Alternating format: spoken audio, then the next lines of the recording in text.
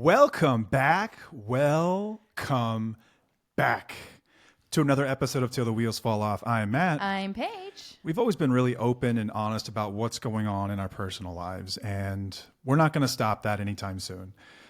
We went through something that was different for us, a new one in the last 11 years since I got sober, since we've healed a lot of our wounds from active addiction, and I had to revisit my favorite drug of choice, being opiates. I had a surgery this past week, and it brought up a lot of emotions. It was difficult, to say the least, I know for me and for you, Paige. A little bit. So we're going to talk about what that was like, how we got through it, how we prepared, what it's been like since, everything around that. I think it can be helpful for people because while it's not a relapse per se, I think it's similar in some ways to some of the emotions that surround that. Like when this substance comes back into your life and there's all these anxieties around it, and we're going to discuss it. So before we do that, let's talk real quick about a few things. We've got merch available. Merch is on our website. We've got new sweaters that are up there, crew necks. Someone in the UK called them something else. I can't remember. Oh, I forgot what it was called. Jumper? Jumpers. I think it was jumpers. I don't know. I like it. They always have the greatest words. I for know. stuff, I love man. it. I always have to look them up and I'm like, oh, that makes way more sense than Been what watching we use. Ted Lasso the last couple days. Oh my and gosh, he's I just- obsessed. Anyway, merch is up. On our website, you can also We're find getting out. more. Yeah, there's more on the way, by the way. If you Yeah. get on there and your size isn't on there, just give it a little time. We'll announce it. Follow us on IG, @tufo_couple, and we'll announce when it goes live or in the community as well. Speaking of the community, what's up?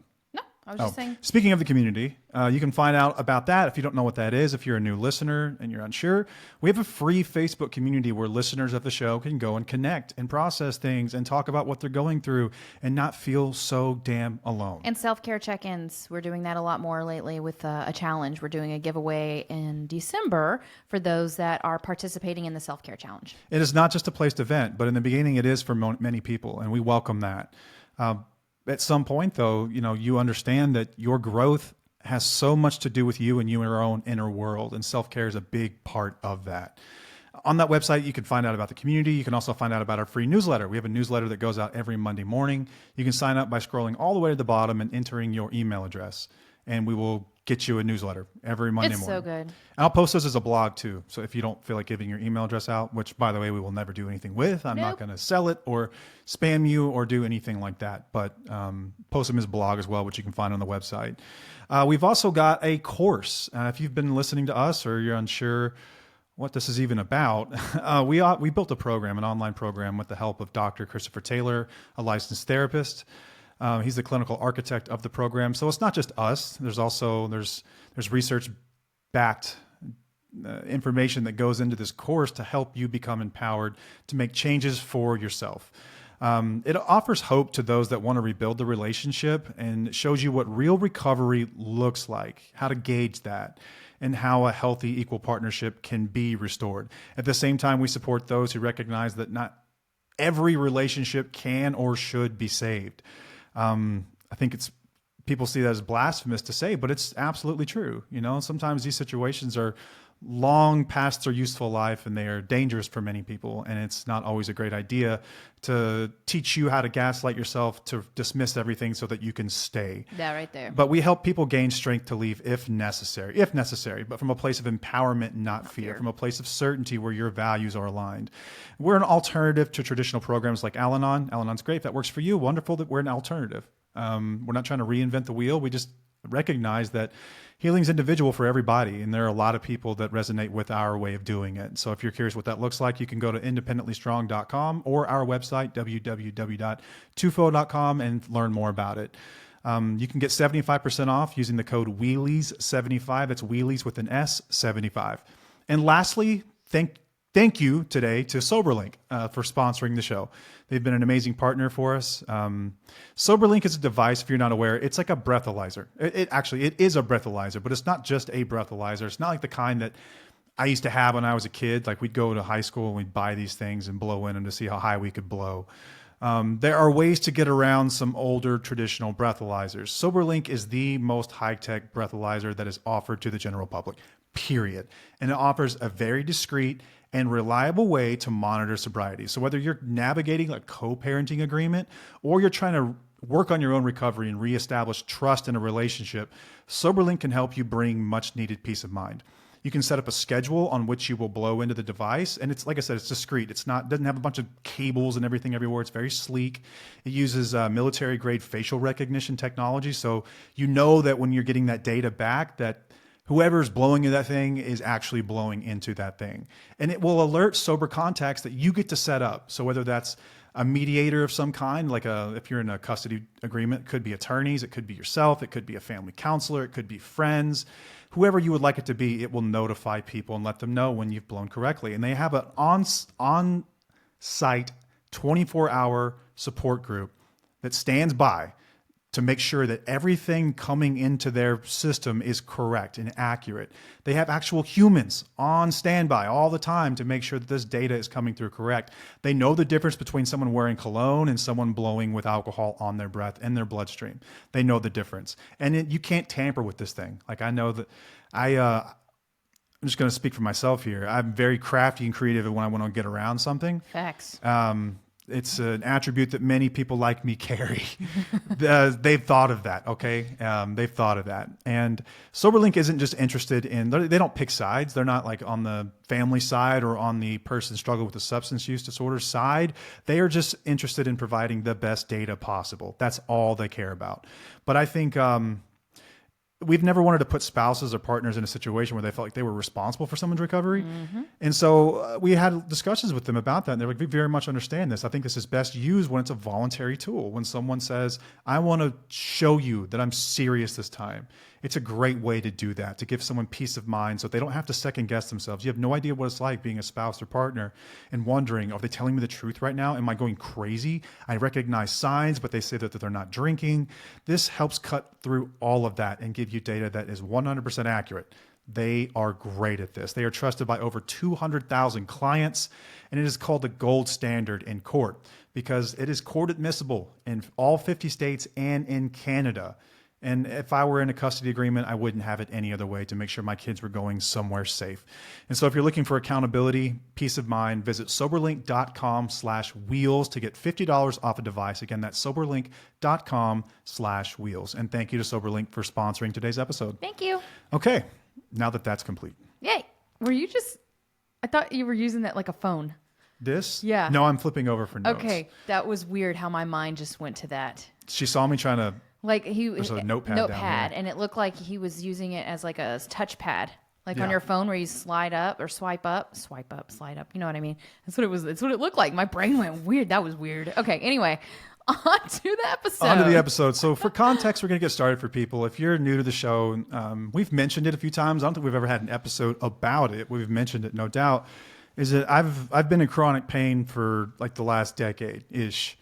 Longer than that. Before that, so what got me into a rehab facility in the beginning, it was opiates, alcohol, and Adderall. Those are my three primary substances. But of the three, opiates were my favorite. Like, I fell in love with these things when I was a kid, like 12 years old. I had an injury for the first time, and I loved them. And I knew I'd pursue it again one day if I ever got the chance, and I got that chance in high school. I went off the rails fairly quickly. I was taking near the end like 50 to 60 pills a day. Using a bunch of Adderall in conjunction with that just so I could stay awake. And then I would drink it on top of it all, and then I would smoke weed at night. I was just an absolute mess. But opiates are an interesting one because there could be a situation you run into in life where you may have to encounter that again. Like with alcohol, like there's no reason I would ever have to drink alcohol again. You know, like alcohol for medicinal purposes. Alcohol, you wouldn't yeah, have to. it hasn't been used used for fun. Alcohol hasn't been used medicinally since 1917. It's been a long time since we've agreed that alcohol would be a great way to treat something. It's crazy, right? You know that date. And ADHD medication, like I found other ways around that. Mm-hmm. I developed skills and things like that, and I take some like productivity supplements that are totally legal and above board. But I've figured out a way around that. But opioids are an interesting one. So I've dealt with chronic pain. I've never used opioids to treat it. I've always used over-the-counter drugs. In fact, I was a spokesperson for Aleve recently. They hired me on to talk about my experience with chronic pain and how to deal with that. And I've used Aleve. I've used Advil and Tylenol and various other things, stretching, ice, exercise, core work, you name it, to keep myself in order. But I have degenerative disc disease and I've got some really bad herniated discs. And this has just been bothering me. And it's getting worse and worse and worse and worse. And I could always deal with the pain. But recently, here in the last year or two, I started to get numbness and like crazy pain into my hips and in my legs. And if you've ever had bad back pain, you know what I'm talking about. Like when your nerves start to get pinched. And that started happening. I couldn't stand for more than a minute without my feet going numb. And you can't walk. Like you can't even trust your steps anymore. So tried injections, did that a million times. I was able to get through all of those without any opioids or anything like that. But then I had to get an actual real deal surgery this last week. They went in and they made a 2-inch incision in my spine, and they dug out pieces of bone fragment and disc and shaved it off and sewed me back up. And I was Glued you back up. yeah, and I've always been very transparent with any of my doctors about what I've been through addiction-wise. I'm telling them, like, don't prescribe me pain meds because I don't take pain meds. And doctors a lot of times will do that because most people aren't like me, right? They can take these things like a normal human and stop when they're out of pain. But for me, I've never been able to do it. And so even though I'm 11 plus years sober, it's just not waters that I ever wanted to test, right? Like I just don't want to have to manage that. I just want to get through it normally. And so I was resolute on doing this. And Paige and I had conversations about it. And like, let's start with that. Like leading up to it, did you have any fears or anything about me going through this? Well, yeah, I had some fears. It didn't consume me, obviously. Like the fears didn't consume me, but there were definitely some things that I had to be aware of going into it because I knew that if they were to give you something in the hospital or whatnot, I had the fear that you would have that feeling that you would get when you used to abuse the medications, which you used to describe as Christmas morning, that warm, fuzzy feeling. Yeah. You know, that one where it's like, oh, this just feels so good. And so I had the fear that if they gave you something that was going to happen and then maybe it could trickle into something else. But I was still very gray area about it. You know, I was looking at all the different scenarios where I was like, okay, I think that I'm going to trust him here, but it's still a possibility that we go down another road. So were you prepared in any way, shape, or form prior to this? Like, if this Prepared gets to go bad, down that road? what do I do? It's one of those where we'll see what happens and how we can address it. Because I've said before, if you relapse, you know, I ain't sticking I'm around. not sticking around. Yeah. But that doesn't mean like, oh my gosh, you just took some meds and everything is totally messed up. You know, it's based on behaviors. It's based on timing. It's based on so many other factors and not just the fact that you took a substance. Yeah. So I went in for surgery, and before surgery, I tell every doctor, because sometimes information gets broken apart. Listen, I have a history of addiction. I don't take opioids. I'd like to avoid them if at all costs. I'd like to avoid them. And they were understanding of that. They were compassionate for that. But I also trust medical professionals to use their expertise and tell me, like, this is something you can gut out. This is something that I'm not sure if you can. Like, this may be medically necessary that you take something. You're going to be in so much discomfort, you know? So I was open to it, leaning toward, I'll figure it out. I'll get through it. I've dealt with a lot of pain. Yeah, but they were open with you, or what you told me with the going in before the surgery, he was like, oh, you can deal with this, no problem. Yeah. It's not going to be that big of a deal. And I'm wondering if that was just something that they said to you, or if it's something that they truly meant. Because when we were actually in there and you had the surgery, it was significant. The pain was significant. It wasn't like, you know, oh yeah, you're going to just get through this. Yeah. So I'm wondering how that helped, because I know that you have to be careful with what you say to people so that you don't get, it's almost like a trigger warning, right? Right. If you say these trigger warnings like, oh, that means that you're going to be prepared for that. Instead, they want to calm you and say, nah, it's not that big of a deal. It'll be okay. We'll get through this. So I'm wondering how that helped. Interesting with all thought. Of this as well. I wonder that too. Looking back on it in hindsight, it kind of frames it differently for me. Right. I don't know, but so they get me hooked up to the IV. Anesthesiologist comes in and gave me an injection of something that basically put me to sleep. I remember talking to him. He thought I was from New Jersey. Yes. So he gave you something that was like happy juice is what he said. Or was something Or like no, that. he Or said it like, was I don't care juice. I don't care juice. Like and he said it's like Valium. Yeah, you're going to sleep. And then that's when I said, well, can I have some of that? Because I love the Valium. I used to love the Valium. That was my like go-to back in the day. So any of you ever had surgery before, you know that 1 second you're awake and then the next second you're awake and then you're in a lot of pain and you're in a different room and everything's just, it takes a second to get your bearings. But from the moment I woke up, I was like, oh, this hurts a lot more than I thought it would. Yes, they called me. They called you So, back there. so they didn't call me back there at this point. They called me while you were in surgery. They called me when they got you into surgery to tell me that everything was okay. Like they kept in touch with me. So the second time that they called, or maybe it was the third time they called, she said, "We're trying to get his pain under control. I will let you back here whenever he's ready." So you can imagine my thought process. Oh my God, was that scary? At first, yes, it was. It was. And my parents were there to be supportive for me. So that was really nice to have somebody, to talk to. And I was like, yeah, this is kind of scary because, and I even mentioned it to them, I said, because I'm afraid that if they have to give him something, it's going to re-trigger that part of his brain that's going to make him want more. Yeah. Yeah. You always have that fear. Like even 11 years out or so, like I know, like I had a love affair with this stuff, and like it, like you mentioned, like happy Christmas morning feeling. I think even more than that, and anyone who has a substance use disorder can understand what I'm about to say is that whenever you find the substance that you end up abusing and then you take too far, the way you feel about it is like, this must be how everyone else feels all the time. Like, this is how I function optimally. Like, this is how I'm supposed to be. I wish I just felt like this all the time because life is so much easier with this thing. And that never ever leaves you. Like the memory of it leaves you certainly, and it gets faded over the course of a decade or more, but it never completely leaves you. And so you always pay respect to that's still in me somewhere. That my brain is not completely forgotten about that. And I'm not sure if it ever will. Like once you've crossed that invisible line, I don't think you get to go back. Maybe some people do. I know that I can't ever go back, but I've never met anyone that's able to go back. I don't know. I'm not sure if you can. I'm just not sure if you can. And if you could, it would just be a whole lot of managing. I'm not sure I want to do that either. But anyway, I don't remember them ever saying anything like, "How are you feeling?" That's weird. I was out of it.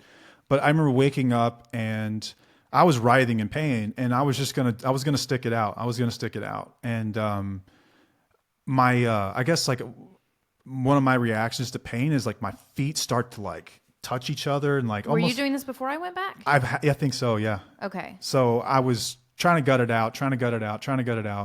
It's like a baby. You can see a baby do their feet. I was in a lot of pain, man. And she mentioned something about taking something, and I said, no, I want to hold off. And the nurse was watching me like, is this guy freaking crazy or something? I remember I got that feeling from her that like, you don't have to be like a hero right now. Like they just cut you open. Like this is tough. And she asked if I wanted to take a pill or something. And I said no. And I started to get teary eyed at this point because I was faced with like sort of my biggest fear. It's like, here we are, here it is. You're in the situation that you hoped would never happen, but here it is. And all your preparation spiritually, with accountability, with all the mind work and meditation that you've done over the years, like this is where the rubber meets the road. We're going to see what happens. And I didn't want to have to do it, but I was in immense amount of pain. And I've always been clear about this, is that I think when it comes to opioids, this is a bit different than your average drug, is that your intention matters. Your intention about why you're taking it matters. Like I've always said, like, I'm not a martyr, right? Like I'm not going to put myself in danger medically with like blood pressure rising or any kind of other issues, make myself just miserable because I'm scared to take this thing. Like I'm not so much scared to take it as I am. Like maybe I am. Maybe I'm scared to take it because of what could possibly happen. You just don't know because you hear the stories from other people about what's happened. Like Dax Shepard had an episode called, I think it was called Day 4 or Day 7, maybe. Day 7, I it believe. was about his relapse back in like during COVID, and it's kind of how it happened. And so I've always said like I'll cross that bridge when I get there, but my intentions are going to be everything. And so in that moment, I had to ask myself, am I in pain or do I want to change the way I feel? Am I in pain or do I just want it to disappear right now? Like, is this pain necessary? Is this a 10 out of 10? Is this what you would say, like, would qualify you for needing something like that? And ultimately the answer was yes. And so they gave me an injection it was fentanyl, wasn't it? Yes. Fentanyl. Yeah. But they gave that to you before I went back there? They did? Okay, yeah. So this is I thought you were there the whole time. no. Okay, it's spotty for me. I know. So when they called me and said that they were trying to get your pain under control, they were giving you fentanyl at that point. Okay. They did not tell me that. I came back there whenever they said that, okay, I guess it was like 10, 15 minutes later. They said, all right, you can come back here. I'm going to come get you. So they came and got me, and I went back there. And when I saw you, you were actually in really good spirits. And honestly, this took me back to a time too, where I was like, okay, they gave him something. I know that. And he was like, you were talkative and you were happy and you felt okay. You did in this moment. Fine. You did. But in my mind, I was like, oh my God, what did they give him? What did they give him? Because I know you, and I know when you're talkative and we're vocal, it just takes you back to the time when you used to abuse the meds, to where you were very talkative and lovey-dovey. Like you were extra in a way. So that was kind of, it wasn't a trigger. I don't want to say it's a trigger, but it did trigger something in my memory from back in the day.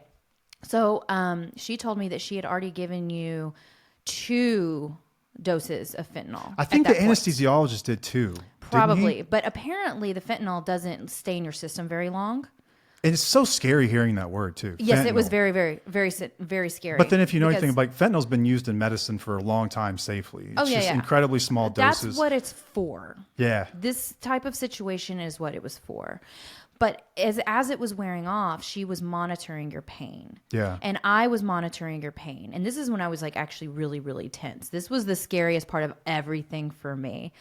First, I didn't like seeing you in pain. It broke my heart. That was really hard. And second, I was like, how is he going to handle this? What is he going to deal with this? Yeah, what comes next? What are we going to do? What do they want to give him? So she kept asking your level of pain. Like, where are you? And you were, I don't know, a 4 or 5 at one point. And then she's like, okay, I've got one more I can give you. You want to try it out? And it's like, okay, sure. Because you got up to an 8 at some point. Yeah, it wore off quick. It did. It wore off very quickly. But then they said there was a pill that they could give you, which was Dilaudid. What is it? I didn't take any pills. You didn't take the No, pill? it was an injection that they'd given me. And it scared the hell out of me because remember they gave it to me and I felt like I was going to have a heart attack. That's right. We asked if it was a pill or not. Yeah. And then she As said if that's no. supposed to be better. Right, but that's what was going to take off the edge. That was going to take off the extra edge, and it lasted a lot longer. And she said, and this is where Matt was getting very emotional because he's like, I can't handle this, and you felt like you weren't strong enough to handle it, I guess. I felt like I was letting myself down and anyone that looks up to me down. And it was emotional. I was in tears. I mean, it was like, I don't want to do this, but I don't want to be fucking miserable either. And you were also asking me what my opinion was in a way. And I was I needed some accountability there and that's support. When I opened up to the nurse and I said, look, this is why we're hesitant to give him things, because he has a background. We're not sure how this works in this setting. She's like, this is what this stuff is for. He is in pain. It's in a setting that is helpful for him, controlled, and it's controlled or whatnot. And so she made me feel very comfortable about it. And I was like, okay, and it's going to take the edge off for you too. But I mean, it wasn't really my decision. Ultimately, it was your decision, but I wanted to be a part of that conversation because you weren't fully there. And I wanted the nurse to understand where we were coming from. Yeah. So you ended up taking it. Yep. And then that first night, I don't remember a lot. You're so loopy from anesthesia, but I remember feeling fine, like chipper, like in good spirits. Like I feel great, you know? Yeah. And that's why, it's because you're on narcotics. And came home. Well, we went to the pharmacy first, and that was an ordeal. Oh, that's right. Okay, yes, that's another thing. Back up a little bit. So they given me, I told them, like, I don't take narcotics home, surely.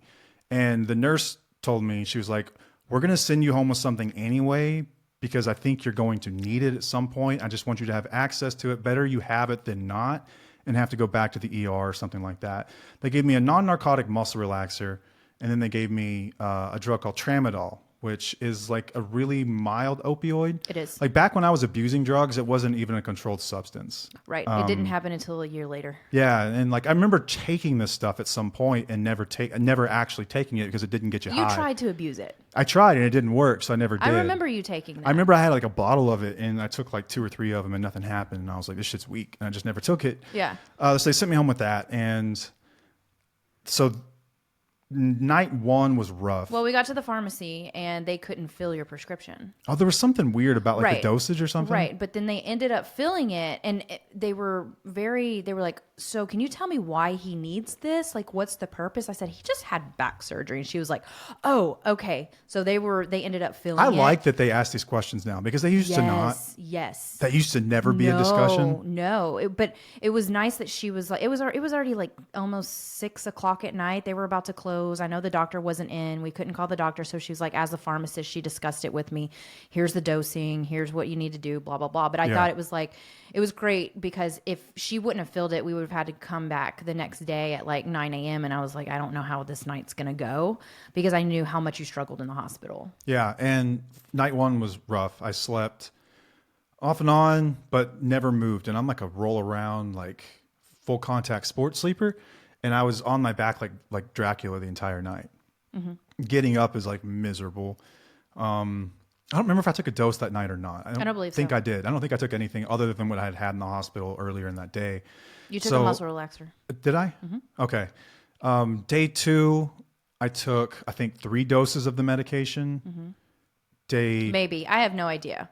But you were taking the meds like as prescribed. Actually, not even as prescribed. No, I was less. waiting until I was in like a whole lot of pain before I would even consider it. It's like, I'm going to be very honest about, once again, my intentions here.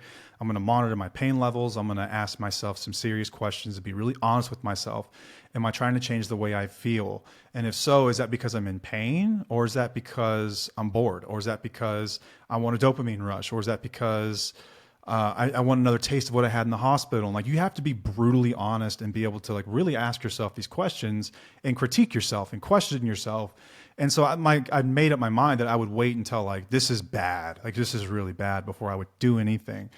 And so all in all, we're a week out of surgery now today, as of today, right? 1 week. Yes. And I haven't taken meds in 3 days. 3 days? 2 or 3 days. I think you've taken muscle relaxers in 2 days, but the tramadol you stopped 3 days ago. And the muscle relaxer doesn't make you feel like anything. It's supposed to just prevent spasming. It's very, very, very mild. Yeah, it's like if you took it, you wouldn't notice anything. Maybe a little drowsy or something, but it's not like, it doesn't give you a buzz. It's not a narcotic. So the narcotic, though, I was like hesitant to take at all. I was like, I really just don't want it. I don't want to mess with it. So like, if I was going to do it, it would be like in case of emergency, break glass kind of thing, you know? Yeah. And that happened a few times. But we were very open with each other, though. The entire time there was an open conversation around it. It was like, I was very honest about what was going on and how I was feeling.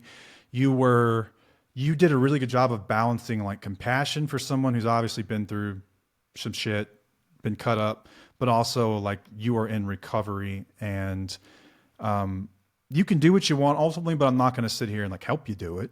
You know, like if I were to be sitting there, this didn't happen, but if I were to like ask for meds before it was time, I know that there's no way I would have gotten meds. And you did dispense the pill for me. I did. I was going to bring that up next, is that I did dispense it in the beginning because you needed to have a responsible adult, somebody who is taking care of you, somebody who is supposed to dispense this stuff.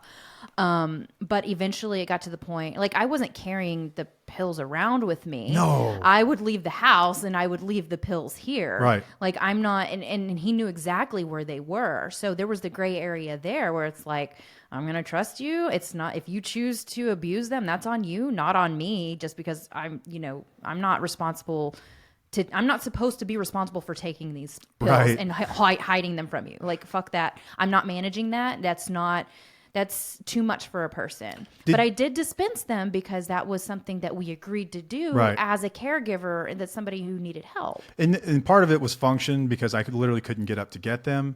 I didn't, and it's like, I just know so much about myself in the past that I don't trust myself as if this stuff never happened, right? So I still proceed with caution.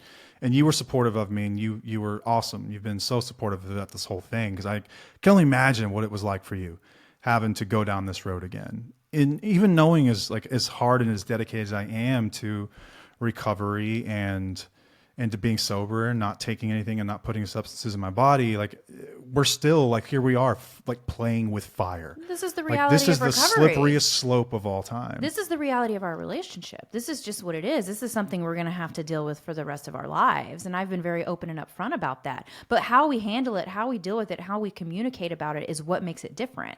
I'm not going to make it as like, poor us, we have to deal with this. It's more of like, okay, how can we handle this? How do we make this a challenge instead of an obstacle, which is what we preach on this show all day long. Did you feel at any point like you needed to like second guess me? No. No. No, because we had been very open. Okay, there was one point when I was asleep in the middle of the night. Oh, this was hilarious. And I'm a very light sleeper, y'all. I'm a mom. This is moms. This is like night 4 or sleep. something, right? Yes, this was something like that. I don't know. All of my days are like totally It's been a meshing weird together. week. But I woke up because I heard something next to me, and that's where the pills were. The pills were next to me. So I popped up and I was like, what are you doing? And subconsciously, I thought that he was over there getting pills, not in a weird way. I wasn't like, I would have been okay with it. I don't think I would have not trusted you. I would not be okay with you being okay with that because the entire time we discussed. Right. Like if you need something, let me know or wake me up if you want some. But even if you did it, it wouldn't have been a huge red flag for me. It's just one of those things that I did whenever it just popped up in my mind because we've been together for so long. That shit really affected me back in the day. I'm very hyper vigilant. I'm really hyper focused on things. So you weren't getting the pills. You were actually getting what? So next to the pills, so we've got like a bay window in our bedroom. So imagine like a wall. There's a bed. Paige sleeps on the left side. I sleep on the right side. There's a nightstand. And that's where the pills were at. And the bay window is to the left of that. There's like some space in the room and then our bay windows. And on the bay window seal was a giant sack of Halloween candy. Yeah, I took it out of our son's room because he was sneaking it. So I this is like day 4 So or now something Matt's like sneaking that. it. So Now I know like, where MJ gets it from. right. So like I'm able to move around a little more now, and I've been sleeping throughout the day because like when you're hurt, like you just sleep more. It's weird. Like your body knows like you need to rest because that's when your body heals is when you're asleep. It's when it heals the best. So I'd slept. So my sleep schedule's all messed up. So I woke up late, like in the afternoon. So I was up at like midnight or something. You were long since asleep. And so I didn't even think about the pills. I wanted some Milk Duds. And so I walked over to the window and I found Milk Duds and I found a Twizzler. So I opened the Twizzler and I ate it right there in the spot. And then I opened the Milk Duds and Milk Duds come in like the little Halloween candy ones. It's like a little tiny yellow cardboard box. And I popped it open and I started pouring them out in my hand like this. I don't think that's what I woke up to. It was totally because, and like if you know anything about Milk Duds, if you ever had any, there's always one that gets stuck in the bottom because it's leaked a little bit of caramel out of it. And so I'm like sitting here like, but it's making almost like the noise that a bottle of pills would if you were asleep and didn't know better. And so I'm sitting there doing that. And then you wake up and it's like you looked at me like kind of shocked because you were scared that you just woken up. I'm like, what are you doing? And I was like, and I almost felt embarrassed that like I'm over here eating candy, And then it occurred to me like how bad this looks all of a sudden. I'm like, oh fuck, she probably thinks I'm over here like trying to sneak pills. Like, no, it's Milk Duds. I swear to God. It was this funny moment. I wasn't thinking that hard about it. It really did just like, it was just a thing that popped in my head. Yeah. And I think it's important to also say here is that you were definitely concerned at the moment. Like, what the fuck are you doing? And I didn't get upset. I didn't get mad at you. Like I've always said that if there's any distrust in this relationship is because I earned it, right? It didn't come out of nowhere. You didn't just decide to paint me as some like dishonest person one day for no reason. Like I earned this fully. And so I let you feel however you needed to feel about that. Never like tried to convince you otherwise. You weren't like, why can't you trust me No. or anything like that. No, it was something that we actually giggled about. In the giggled moment, about a lot of this I stuff. was embarrassed that I'd gotten caught eating candy because like I've been eating like crap lately anyway. And I'm like trying to keep in shape to some degree while I can't exercise for the next 6 weeks. But here I am with Milk Duds in my hand and I'm like, oh yeah, this doesn't look good, does it? I'm over here like sneaking something, but look, it's candy. It's not the pills. But anyway, so I think I took these things for like 4 days total. Then that includes the time in the hospital, right? So like 3 days at home. And they'd given me a prescription for like 10 days or something. I think it's 10 days. They gave you a lot. A lot. And it's like 10 days worth or whatever. And I was resolute and like, I'm going to monitor my pain. And the moment that I can gut this out, I will gut this out. And so that happened at like day 4. So I stopped taking everything on like day 4. But what happened before that? Why did you really stop taking it? Okay. So I would take one like before bed and then when I wake up, because that's usually when the pain's the worst. And then midday, 2, 3 o'clock or something like that, I started to feel, and I don't know if this is psychosomatic or if this is, We had a long discussion over this. or if this is the actual drugs. Because I had been on some heavy stuff in the hospital, like IV narcotics. And then I'd taken a few doses of this stuff at home. I started to feel that old familiar feeling of withdrawal from opiates. Like I know that feeling more than I know any feelings. I've withdrawn more times than I can fucking count. Like I've said that before, like literally 100 plus times I've withdrawn from these things and then relapsed on them over the years. And like, I started to feel that feeling and it made my stomach turn. It made me feel disgusted. It made me feel like, oh my God. Like, so explain the feeling. Is like, you were clammy. yeah. And So shaky, yeah, like, if you've never been through it, I hope you never have to go through it. It starts to, it almost feels like you've got something like a cold coming on. You'll be sitting there one moment and then you get like really warm and then you get super sweaty as almost like a fever breaks and you feel really restless. Like your legs feel really restless and your mind is so foggy. And in the back of your mind, it's almost like you feel like you're in pain, like a lot of pain. I know I was to some degree, but another part of that is almost like psychological pain. And this is where I think like, my old friend addiction is like those pathways are still in there. And they're like, it would make you feel better right now is another dose of this drug. And the moment that occurred, I was like, Paige, yep. this is happening right now. Yep. Like the moment it happened, I was like, I'm having this moment where I feel like I'm almost like withdrawing. And I'd been on, like I said, some heavy narcotics. So I don't think it was the stuff I took at home. That shit's mild as can be. I think it's probably coming off the crap from the hospital and maybe the small dosages. But once you start to take it away from your body, you're going to have some kind of physical symptoms from it. Even if you've been like through a normal surgery and you've been prescribed something, you know what I'm talking about, right? Yep. And this is how a lot of people get hooked in the first place. This is how I got hooked in the first place. So, but I was able to identify it this time. I was very aware of it. And that moment I was like, I don't care how much fucking pain I get in from here on out. I'm not taking another one of those little devils again. I'm not doing it. I'm done. And for, I think that full day, I just felt off, man. I was in a lot of pain. I felt like shit. I took Tylenol because I can't take Advil. I can't take any sort of NSAIDs right now because of bleeding risk. And so I just dealt with it, Tylenol and just gritted it out. Ice packs, just very, very Rest. conscious thought and like almost sort of like a meditation at times. You can close your eyes and just breathe and concentrate on your breath. Crosswords. I did so many I did 3 months worth of New York Times mini crosswords in the last 3 days. That's crazy. It's so many crosswords. And like, I played Wordle and I played Connections, all the New York Times games. I love playing those. Yeah. And so like distraction, right? Because I talked to a pain therapist before all this and she's like, never underestimate the power of distraction. And I've also said before, like never underestimate the power of a hot shower. So I took hot showers like in the middle of the day. Yeah. And did what I could to get through it. But the moment I recognized it, there was an open conversation around it. I think that's what's different than what's ever been different about this. And if you ever go through this, God forbid you ever have to go through this, I think it's what's important is that you're really honest with yourself and your accountability circle about what's going on and how you're feeling. And the moment that your mind starts to have these thoughts, don't look at it as shame. I'm going to keep this to myself. Like pain shared is pain lessened. That's the reason the community works. That's the reason this show works for people. That's the reason that recovery communities work for people. It's because I can talk about this stuff with other people and they can understand what I'm feeling and you know what I'm going through and you know more than anyone what that's like with me. Yeah. And so like at that point we were both, and you were even like hesitant. You're like, I don't think you've been on this long enough to cause this, but if you feel this way, then okay. But I don't want you to get in too much pain either. Right. And I was like, I hear you, but also like, fuck that.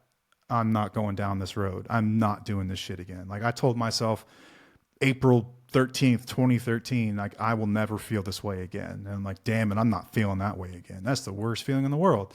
It took like a full day for the brain fog to clear. Yeah. And then I've been fine the last 2 days. I've been in pain. Don't get me wrong. Like I'm in pain. Like I've probably been sitting up for too long. Yep. And You're going to go lay down after this. moving around too much, and it's causing some issues, but it's manageable, right? It's manageable. Like I've been taking Tylenol and using ice packs and just resting, because pain's part of healing, man. I think that's one of the biggest.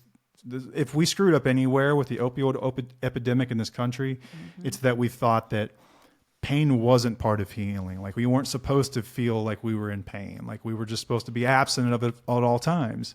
And like we're the only societies that really thinks that way. Yeah. You know, like I met this psychologist from Lithuania at the NADAC conference, and we were talking about, he's like, we just don't have the opioid crisis in our country. They deal with he said they deal with weird psychoactive compounds that are a lot of them synthetic and they don't even know what's in them. Yeah. But he goes, opioids aren't even an option because they're only used in hospital settings for surgery, period. As they should be. And you don't go home with them at all. Like you just don't. So people don't have access to them outside of a hospital. Like pharmacies don't carry this stuff. So it's just not an option. Maybe for cancer patients, some sort of pain maybe, but Right. it's just not an option for people. And so I think it was interesting. This last week has been interesting, if anything at all. It's had me reflect on the fact that like I need to double down. Like every time I go through something like this, it's like, okay, I recognize where like the ways that my mind will work against me at times, and like how I'm never completely ever going to be free of this deal. But with a pretty small time commitment and some concentration in certain areas, I can be free of it, you know, and that's a blessing. And I was able to get through like my biggest fear personally in the back of my mind without any crazy happenings. And I'm not worried at this point either, like moving forward. Like, is there anything living in the back of your mind right now that says maybe this is just the calm before the storm? Maybe a few weeks from now something happens or anything like that? No, I don't have those fears.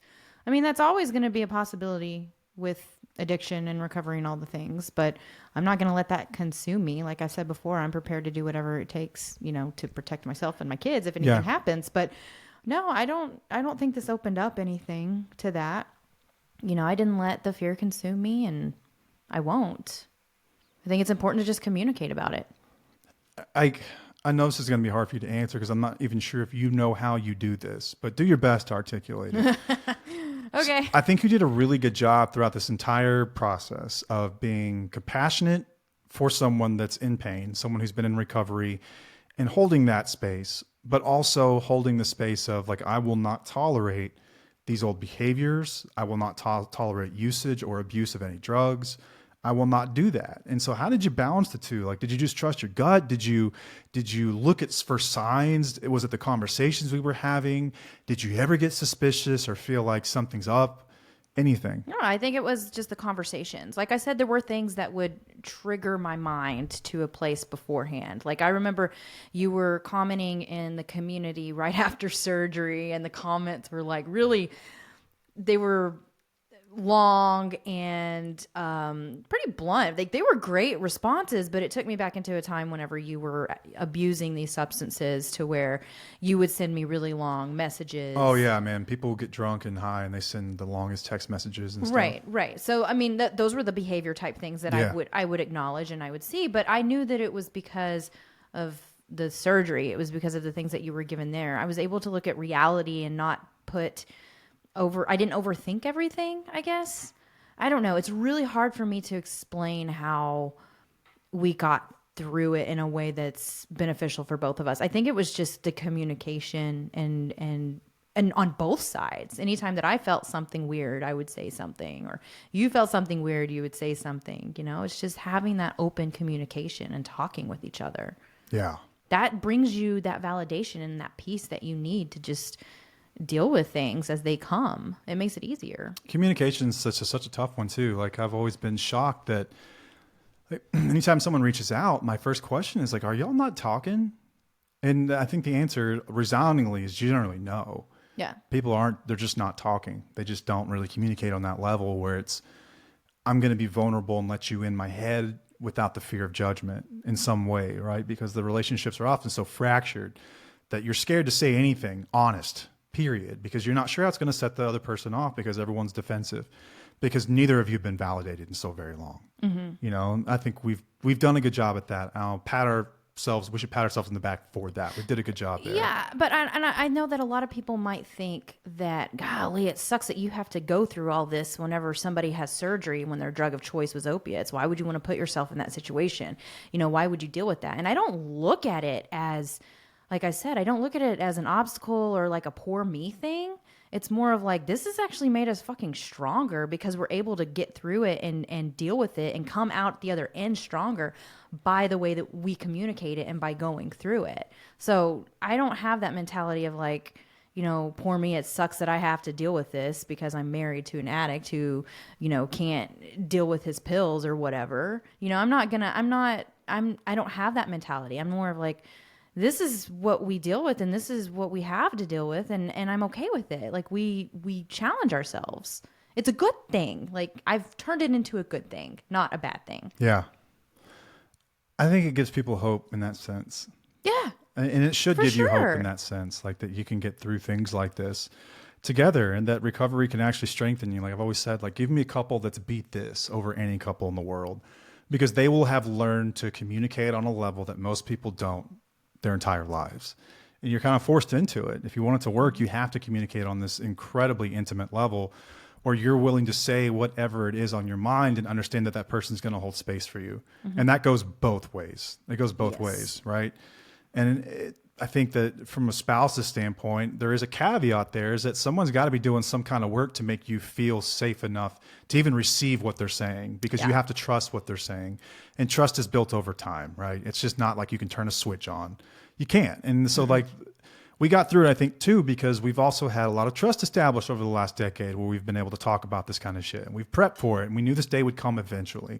And we know it's coming again, too. Like that's something the doctor said. Like when I was under, he came and talked to you guys and he was like, it's rough in his back. Like he's going to have to do this again 5-10 years. He's going to have the big one, like the big fusion surgery with all the screws all the way up my back. Mm-hmm.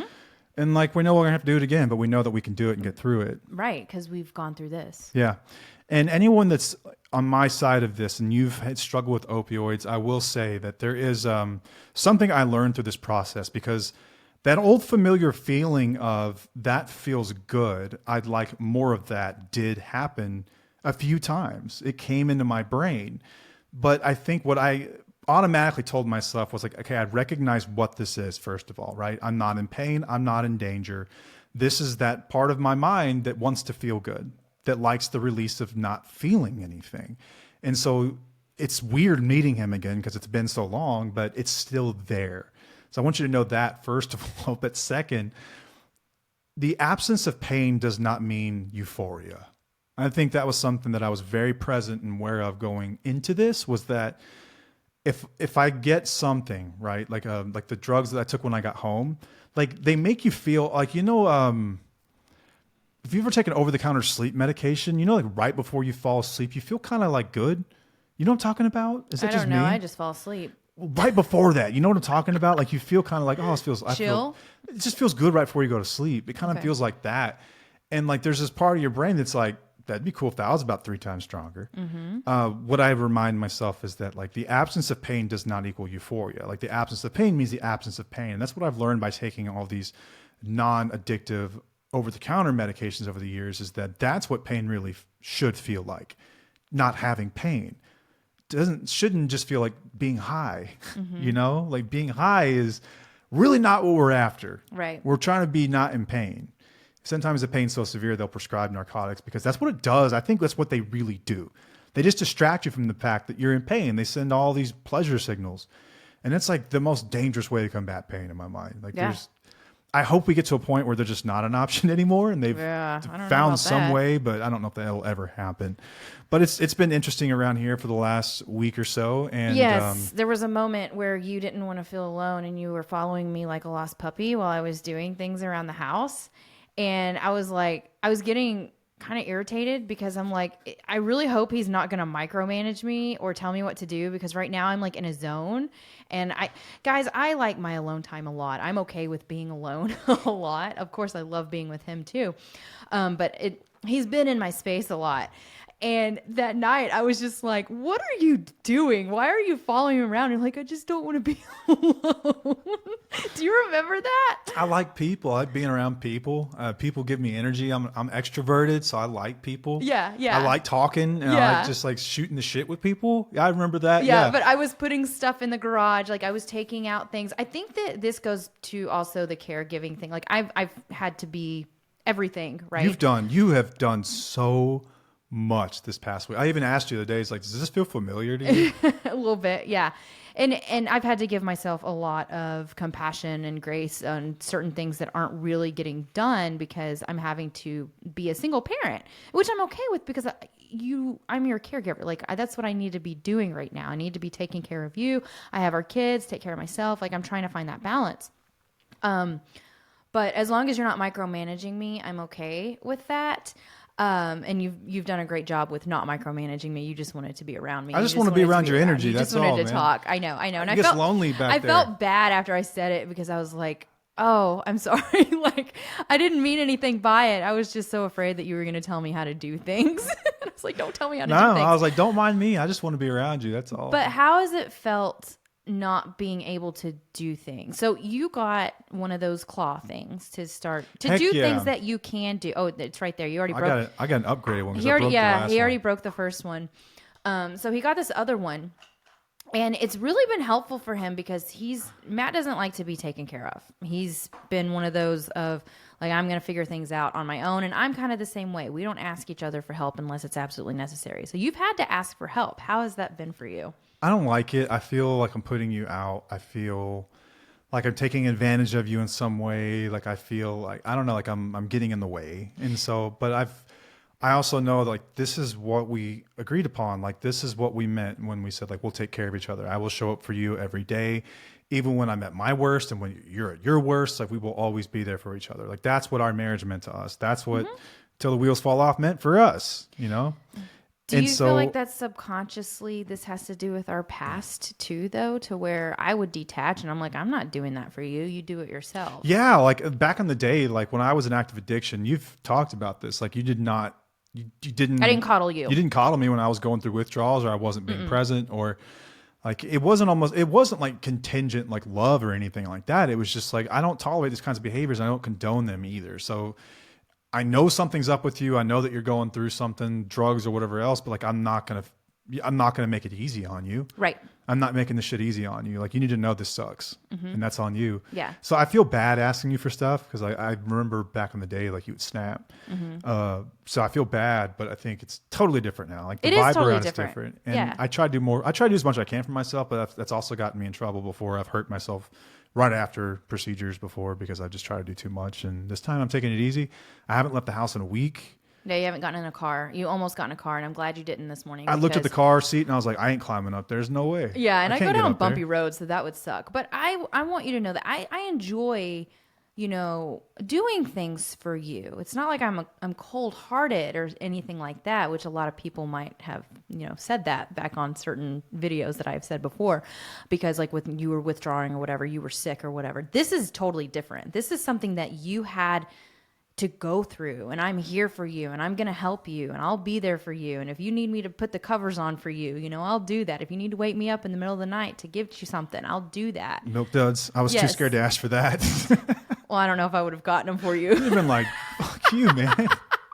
You woke me up But for that. we know our boundaries, and I think that's important in any relationship, is that you know your boundaries of when to take care of somebody and when not to take care of somebody. Yeah, there's something to be said about that. And I wanted to ask you just your perspective on this is that like you've always been really good about knowing the difference between like caretaking and enabling, Yes. right? Like taking care of someone who needs help and then enabling someone by trying to be a peacekeeper or trying to be a people pleaser or trying to just sweep stuff under the rug. And like some people look at their love language and they say like, well, I show love through acts of service. So the more service I do, the more they'll feel my love. And that's, there's all, we have Well, whole that's episodes backwards on about love that languages, stuff. but I know what you mean. It's backwards. You're right. We'll have a discussion about that. Yeah, someday. we That's a will. fun one. But, like, what do you say for someone that is like, let's say that they go through this earlier and they really haven't gotten to know themselves or each other that well. And they have been like a people pleaser. Like, do you just have to be careful about why you're doing stuff? Or do you still have to kind of let them do things they can do for themselves? I think people struggle with this. There's a lot of listeners that I know that are like all or nothing thinkers. And they're like, well, I used to be a people pleaser. Now I just can't be. That means I'm not doing anything. Like, how do you determine? You've always done it intuitively, It's but what how you do you do said, it? what they can do for themselves. Like, what can you do for yourself? Like, you have your claw thing. What can you do for yourself with your claw? Oh man, I can give the dog these things. food. I figured You that can out. do a lot of things. But what does that do for you? Like, I know that I could help you with certain things, but I also know that you enjoy doing things on your own because it builds up your confidence and your strength and even your mental strength, because you know that it's building you up, that you know what you can and cannot do. Yeah, and I don't know if this is right or wrong, but this is how I feel. I feel like when I'm able to do things for myself, it's also letting you know that if I need you to do something, it's that I actually need you to do something, because I can do some things for myself. Yes. So I'm not just being a helpless little bastard walking around the Right. house. You know, it's Right. like, if I need you, like I really do need you. Yes. I'm not trying to put you out. I respect your time. Mm-hmm. I respect the fact that you have a million things around here to juggle while I'm down and out. And I try to like pay respect to that by doing as much as I can for myself too. And that says something too, is that I know that when you're asking me for something, you really need my help.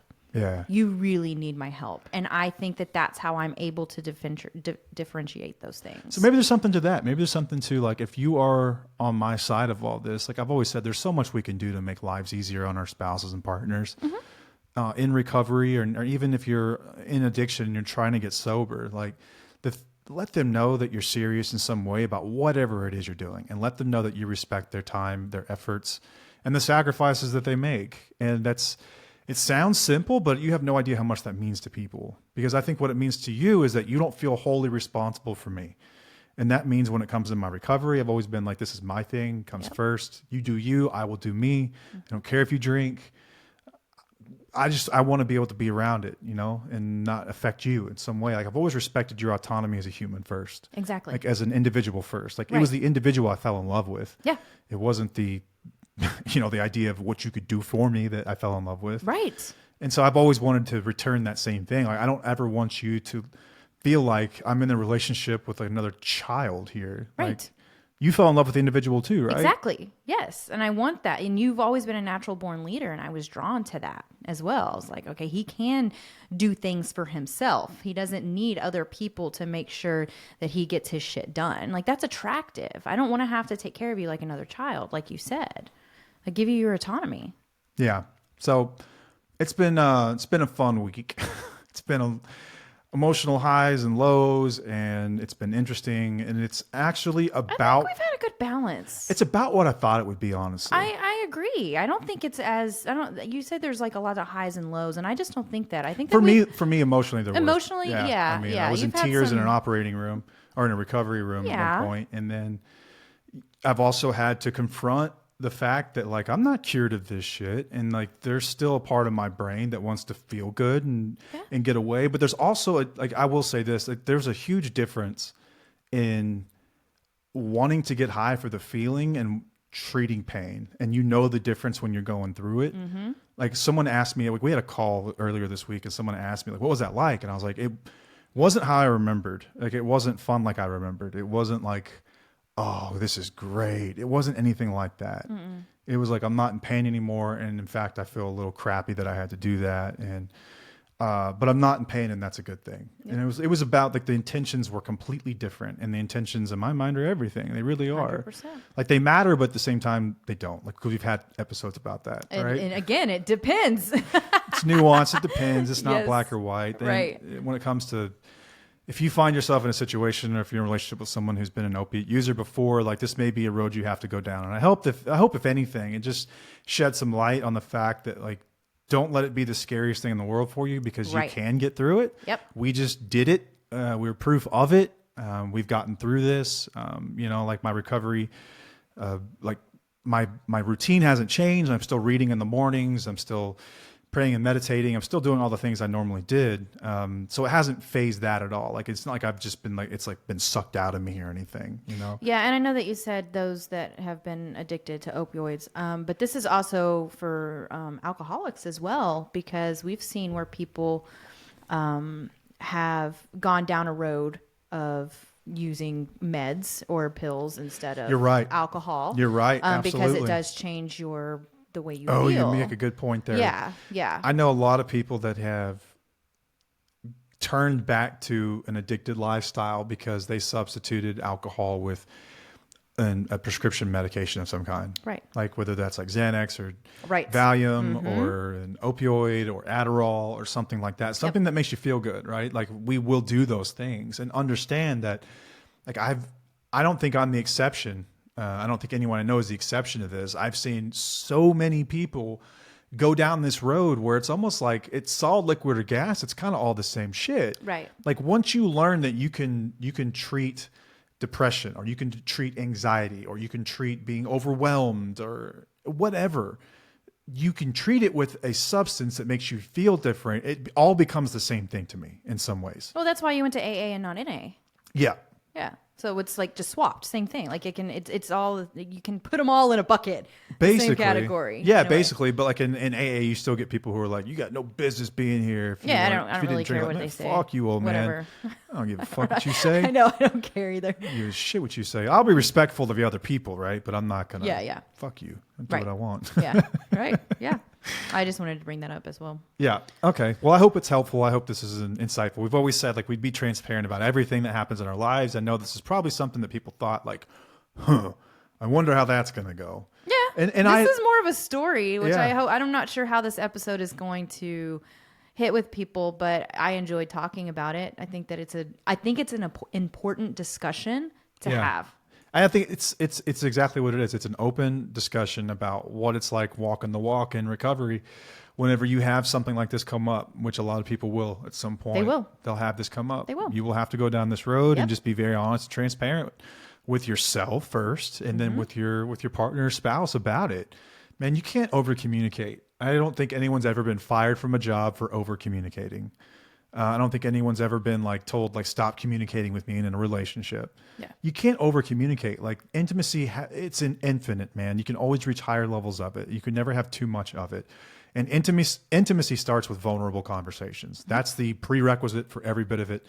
Trust and vulnerable conversations, I would say. And it's how you communicate. Yeah, absolutely. Openly, honestly, holding space for one another. Listening. Yeah, like I wasn't scared at any point to tell you I'm feeling like I used to feel about this shit. And now I'm concerned and I'm not taking anymore. Right. I didn't judge you for that. You didn't judge me I like, didn't judge you oh, for he's any of weak. this. I didn't he judge you for lied. taking- He hasn't been honest with me. No, like, oh, look at him. I He's didn't- been talking this big talk about how he's not taking shit. Right. Now look at him. Nope. There was nothing like that. I didn't do any of that. I was very open-minded about it. I was in it with you. And Yep. I think that's what's important. Yeah. Yeah, we were both in it for the right reasons, communicating with the same goal the entire time. Yeah. And we had that plan beforehand, and we've kept it throughout. Yep.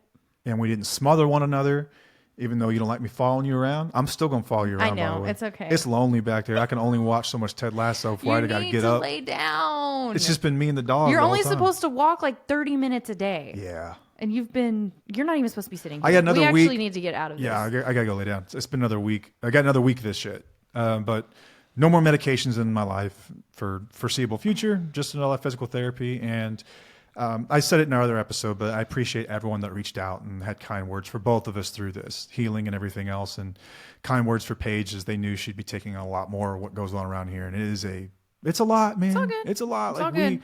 I have a full-time job. She has a full-time job. We've got kids and activities and extracurriculars. And like, it's just a lot. And you've done amazing managing the stress of all this. You've been great too, babe. Thank I'm you. doing what I can with my claw over here. Yeah. You actually helped with the dishes yesterday with MJ. That was nice. Yeah, man. You were like, I'm just going to do something. I mean, I could. I didn't even ask you I to can do dry that. a You didn't dish have to. And I was like, you don't have to do this. as long as it Don't do doesn't this. weigh more than 10 pounds. I can I don't hold it. expect anything from you to do any of that stuff. So don't think. I think it was just something you wanted to do. It's like, let me just I get bored, man. see what I can do. I get bored. And also, we won't know how this surgery worked for a few months. Like, we won't know if it's actually. I will say though, I've taken a shower and I've brushed my teeth and done things I've normally not been able to do. my feet have not gone numb, except for the first or You second haven't been day. showering or brushed your teeth? That's disgusting. No, it hasn't what gone you're- numb without while I've numb. been. I know I don't know what what I just said, but what I was trying to say is I know what you my- said. I was just picking my your feet brain. haven't gone numb. The first and second day they did, but they said that would happen because said there's it's still normal. a shitload of swelling. Yeah. But it's gotten better. Like right now, like I've got pain, but that's from the like incision and the stuff that's been moved around. It's not like the old pain I had before that was horrible. So you're seeing some relief. That's good. Yep. Better than nothing, man. Awesome. Love that. Well, thank you for listening. Thank you for following along with us. Thanks for being here. Don't forget to head over to the website and check out everything that we've got to offer you. We're doing our best to be a resource for people that feel like they have no other options. For so long, there's been only one option, and now we're hoping that there will be more than Multiple. a few. So Yes. we're going to be part of that. So thank you for listening. Until next time, I'm Matt. I'm Paige. And we'll see you. Bye.